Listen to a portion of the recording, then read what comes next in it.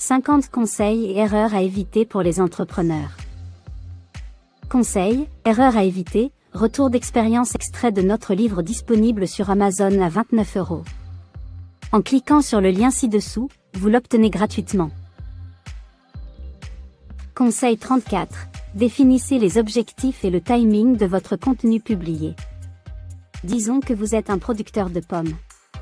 Vous avez une belle collection de photos de votre domaine, ainsi que quelques images pour les étiquettes et des idées approximatives pour les articles de blog auxquels vous avez pensé.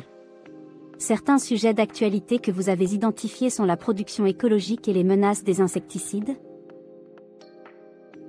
Vous partez du bon pied. Mais il y a encore quelque chose à comprendre. Où voulez-vous que votre marketing vous mène? Et quand devriez-vous commencer à publier votre contenu? Au début de votre parcours de marketing de contenu, vous devez identifier vos grands objectifs. Ce sont ceux-là que nous cherchons avec mes clients car ce n'est pas si évident.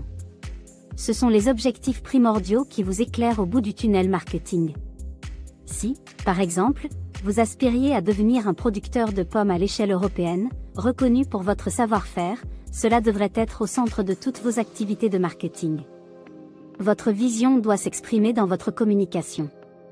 Vos ressources doivent nourrir l'atteinte de cet objectif. Votre objectif n'est pas de plaire à tous mais seulement à votre cible.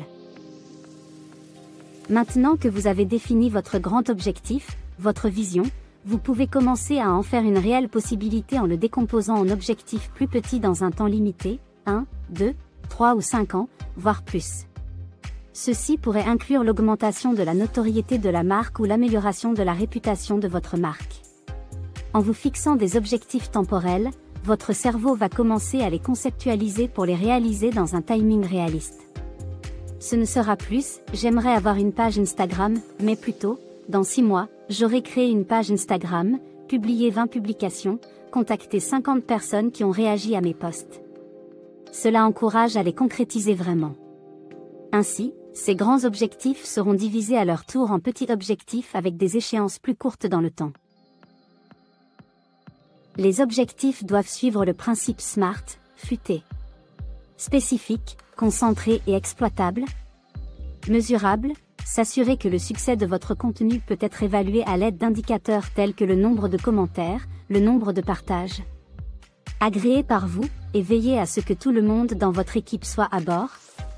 Réaliste, réalisable dans votre budget, calendrier, dans la limite des ressources que vous avez, et avec le bon timing.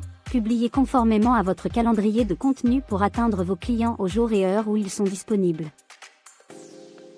Publier une newsletter chaque semaine est un objectif intelligent qui vous aide à atteindre votre objectif d'accroître la notoriété de votre marque. Mais, jetons un autre regard sur l'aspect du timing à travers des objectifs intelligents. Et qu'est-ce qu'un calendrier de contenu, exactement? Un calendrier de contenu indique à quel moment un contenu doit être écrit, édité.